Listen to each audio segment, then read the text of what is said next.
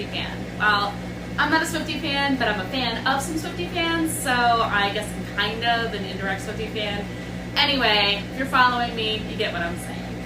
This month, I am teaching you how to make cake toppers in not one, but two different methods. This is because I need to have Savannah's version and McKenna's version. Both my daughters have birthdays 3 days apart in the month of May. We usually celebrate together, but I usually enjoy getting them their own cakes and have their own design and flair on them just to make it extra special. In this particular tutorial, I'm going to show you how to make the butterfly cake topper. This is a cake topper that actually has little sticks that you can put into the cake and have it stand up on top of the cake. I use some pretty amazing acrylic, so I can wash it, but I also designed it so that the bottoms can be snapped off and maybe put a magnet or something on the back to save it for whatever an 11-year-old might save a cake topper for. So I have 3 different choices of acrylic here. I use my laser machine to cut and engrave, and then some glue to put it all together. You ready to make this with me? Let's fire it up. First, you'll want to find an image that you can work with that you like. So I'm going to Google Images, and I am going to select Monarch Butterfly. These images are here doesn't just mean that you can use them. Up here, underneath the search bar, you're going to go to Tools, and then make sure Creative Commons license is selected so that you have permission to use them for your project. From there, you can scroll through and see if there's anything that you're looking for. And if you see that there's a lot of images like this, you can come up here and select what kind of image file you're looking for, the type, the style, and see what would work best for you. I think this butterfly will be just perfect. So I'm going to right click on it, copy image, head over to Lightburn, paste, and then I'm going to right click again and click image trace so that the butterfly will be converted to outlines, and click OK. Now I have the butterfly that I'm ready to use for my project. I actually ended up playing around with these a little bit more just to see what butterfly might work best with added detail, and I think I'm going to go with this one right here, where less just can be more. So I'm going to delete this one. Highlight this one over here, and the next thing we need to determine is size. I was generally told the rule of thumb is that a cake topper should allow for 1 inch on either side of the cake topper that's smaller than the cake itself. Now, my cake for Savannah is a heart shape, and it's going to be 12 inches wide, so I don't necessarily want it to be overpowering from the tapered bottom. So instead of just 1 inch on either side, I'm going to allow for several inches, and I think I'm just going to make this cake topper 8 inches. And I'm going to bring it back down here. It shows that it's filled right now. I leave it like that just because visually it does help me. And then I'm going to ungroup it. I will take the outline of the butterfly, hit Command D on my keyboard, and I'm just going to bring that to the side over here because my butterfly cake topper is going to be 2 layers. So this will be a background for me, and then this will be the top layer. Next up comes the personalization. So I am going to put my daughter's name, and I'm actually going to change that to a fun font called Apricots, and I'm going to change that spacing back down to 0. Now I pre-decided what fonts I'm going to use because I am extremely indecisive and I would be here forever trying to show you guys. So I am changing the second line of text to Carly and giving that some additional space as well because I'm going to paint fill this and I just want to make sure that there's enough room that it would look good. All right, we have the top and we have the bottom layers. I am going to actually duplicate these. I always do that in case I mess up. And I am going to bring the text down here. Now her first name, I am actually going to have it so that it goes across the middle of the butterfly and it's going to be an additional layer on top of that. So I just want to make sure that there's enough material here after it's cut so that it would hold her name down. I am going to start off by selecting all of the text and coming up here to make sure that it's centered so I can get a good visual of where I would like the text to end up being on the butterfly. And I think about right about there would be it, just so everybody can see it. I'm going to change the color of the text And this looks good. So instead of doing a weld for her name, I am actually going to just select these 2 points in the wings, and I'm going to remove them so that when I mount her name on the butterfly, it goes right across the middle and it essentially becomes a part of the butterfly as well. I'm also going to highlight her name, and I think I'm just going to bring it down a little bit. So it's a little bit arched like the butterfly wings and just has that same flow to it. And I think that's perfect. That will eventually be cut out and a layer on top. Now, version is a different story. What we're going to have to do here is create more of a solid background, because that is going to be paint filled on the topper. I could go ahead and make it 3D as well, but because of it being so fragile and I'm probably going to have to wash it, I would rather just paint fill it. Plus, it gives it a little bit more depth and dimension.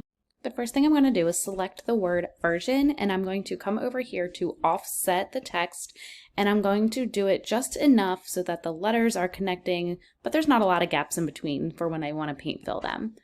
So right there is about good. Make sure that delete original objects is not selected, because you will want to make sure you have a solid space in your material to paint fill. And I'm going to click OK. Aside from that, you will want to make sure that all of these little features of the butterfly or your object are selected before we merge them together. So I'm going to select the butterfly, deselect the offset of the text, and deselect the text itself. Hit Command G to make sure that it is grouped. And then I am going to click on the offset only, not the text, the offset and the butterfly. And I am going to come down to the second option, the Boolean union of 2 shapes. And just like that, the blue that you see will be the top layer of material, and it is completely merged and connected so that I will be able to put some masking on top to paint fill the word version. We are officially on the home stretch. The next thing you want to do, and that we want to do, is to create the little sticks that will actually go into the cake. Typically, these don't need to be any more than 4 inches deep, but that could also depend on the cake that you're going to be making. If this is ginormous, you might want to go bigger, or if you have something smaller, like my other daughter who's getting a cookie cake, it would need to be a lot smaller. So definitely know the cake size first before you go ahead. But on average, I would say about 4 inches long, and I do mine just a little less than a 1/4 inch wide. So I grabbed the rectangle tool and I drew a rectangle because I'm going to modify the sizing of it up here. I'm going to make it just under a 1/4 inch in width. I'll do 0.23. And then the height I'm going to change to be about 3.5 because she is going to have a little bit of a smaller cake. Now the width, I chose to do it a little less than a 1/4 of an inch because I have learned through the wedding industry that a lot of times people put their cake topper bottoms right here that you see into straws so that they can be pulled out and washed and could be kept clean a little bit easier. This doesn't really matter for acrylic as much as it does for wood, but I thought it was a neat option, and I always just try to make sure that it could fit inside a straw if necessary. From here, I'm going to take that highlighted stick that I created, and I'm going to bring it over here to the butterfly.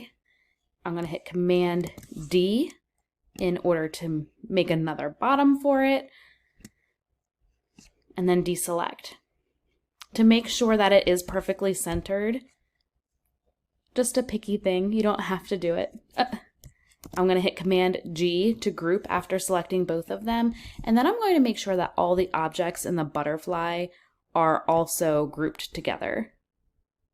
But I'm going to deselect the actual text itself.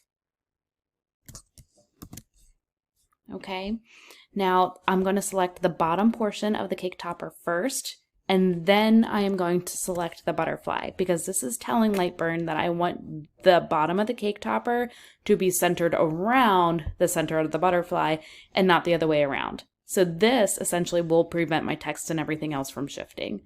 I'm going to come up here, align center. You can see that they shifted ever so slightly to the left, and then I'm going to deselect.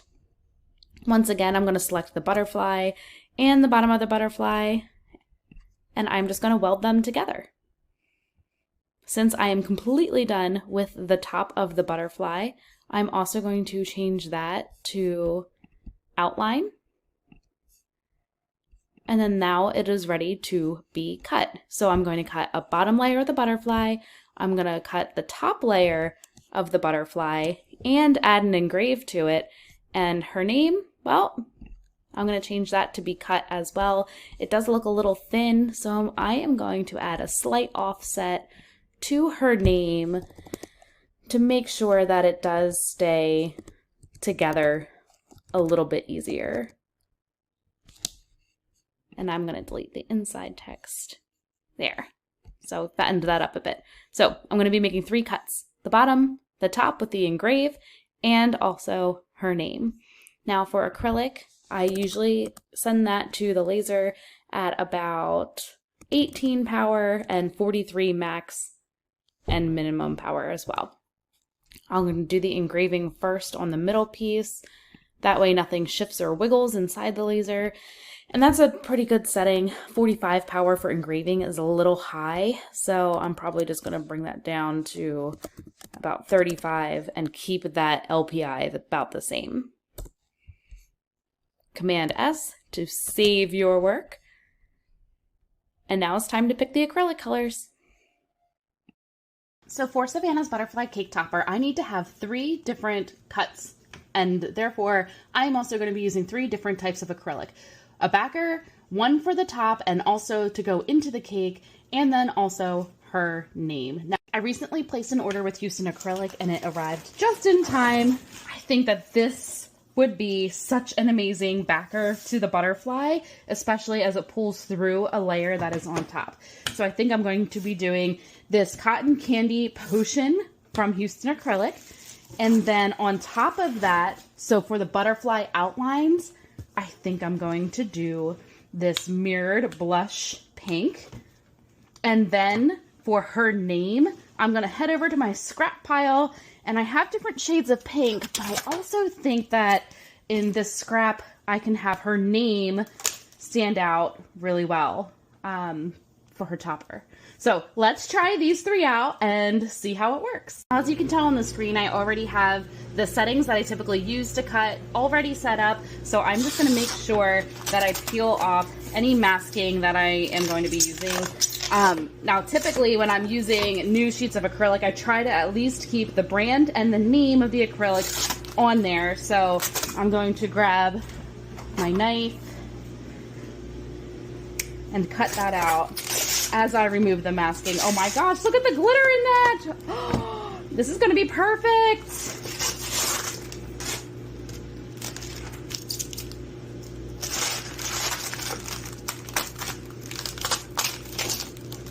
And that way, when this ends up on my scrap pile, I'll be able to see exactly where I need to order from in order to get more, because this is stunning. Let's send the bottom layer of the butterfly over. I'm going to select everything except the butterfly that I want to cut. I'm just going to cut it so I can just paste it back in place or undo. And I'm going to hit, oops. Before I hit send, I'm going to change my job origin, and then I'm going to send it on over to my laser. Once it's in my laser bed, you can autofocus, but when my autofocus was broken, I actually got into the habit of manually focusing, and I really like that so much better. It kind of takes out my anxiety a little bit about autofocusing. So to give it the origin point of the back left corner, load my file in here, frame. This is where I'm going to stop talking because I need to kick on my air compressor and let that fire up a little bit. Usually around 30 PSI is where I leave it. If I'm cutting thicker woods, a quarter or a half inch to an inch, then I'll crank it up just a little bit more. But I never really cranked it up any higher than probably 40 or 50. Now while that's cutting, I am actually going to leave the film on this sheet because when I engrave and cut mirrored acrylic, I do it on the back side of the mirrored acrylic. How it turns out, I may not actually paint fill version. You might be able to read it just fine, which could give it a cool depth effect too. So we're gonna do this one next, and then her name last. And just like that, the butterfly is done. It cut perfectly. Oh my gosh, how beautiful is that? Now when I come back over here, I just hit Command Z to get the rest of my work back. Version is next. I'm actually gonna make sure it's all on my laser bed here. So I'm gonna highlight everything except my next piece that I'm cutting. Cut that. And I'm just gonna go a little bit deeper for the mirrored acrylic engraving. Let's do 4340 and we'll turn up the DPI just a little bit. It's been a while since I engraved mirror acrylic, but this should work. So let's send this one on over now too. Load my file. Oh, you know what I need to do? This is the big one with mirrored acrylic. Because I am cutting it face down, I need to flip my image. So I'm gonna head back to Lightburn to do that. And I'm so glad that I caught that. Otherwise, I would have wasted so much material. So I'm gonna resend the file over to my laser. It is flipped now. I'm still gonna frame it out just to see. It is perfect. Let's go. While that is cutting, I am going to put some 3M tape on the back of this little piece of acrylic here. And that will just be so it sticks to the topper a little bit easier. So I keep a bunch down here, but I also save my scraps just by putting it back onto the 3M, and I've never had any issues with this. It always worked out pretty well. Just to see how big of a space I need. So it looks like it's less than 1 inch and about 4 inches wide. I can probably just use this right here and just cut the 3M. I'll take that, save it for the next one, and now I have her name all ready and prepped for when the butterfly is done. Back up the gantry a little bit. It came right out, cut nice and smooth. Oh my goodness, you know what the even better part is? There is still film on here and I need to peel it off, but I'm not gonna do that until my fingerprints won't affect it. So let's cut her name and finish this off. I think it's looking fantastic. I don't think I changed my origin point from the top left corner. Let's get this little girl's name cut out. And it's done. Sometimes with the 3M on the back, it gets a little harder just to punch right out. So I'm gonna steal, I'm sure there's a correct term for this, but I'm just calling it the poke stick. This poke stick has drawn much blood from my fingers, so I'm gonna keep my fingers away and get out those little in-betweeny pieces. And from there, that's gonna get, oh my gosh, I love it, glued right on top. Let's finish this up. I usually have 2 favorite glues that I like to use when I am putting together acrylic, wood, and anything. I love DAP and I love Total Boat medium glue, which is upstairs. I think that there's enough in here. If not, I'll switch it up and change it when I head upstairs, but I'm gonna try to just add some light dots, little, I think my elementary school art teacher always said a little dab will do ya. And then I'll just take my paper towel and lightly dab it around. Make sure that there's enough on the antennas since they're small and fragile. Take it, flip it, stick it. Let's make it amazing. Something else that I always keep in my workshop, weights. For this reason exactly. Now I still have masking on, so I'm okay with just setting that on top there. But this will add some pressure until it completely dries. This is the best part. Taking off the masking and just seeing it in its natural beauty. So now I'm just going to take the 3M. You can see here I have pieces of McKenna's topper that I'm also making and have a tutorial on if you want to make the heart hands instead of a butterfly, or make both. And I'm going to get as much of it as I can onto the butterfly itself. She's going to love it. And now the moment of truth. Savannah was gone when I brought the cake home, so it was perfect timing for me to get that cake topper and put it onto the cake. Additionally, with the cake topper being acrylic, it's easily washable to get the icing off of it. It's safe to say that your little Swiftie will never go out of style with this cake topper. And if you think that this tutorial has been helpful for you, make sure that you follow along for more tip talks and head on over to YouTube and subscribe to my YouTube channel. I'm so grateful that I get to work with you guys every day.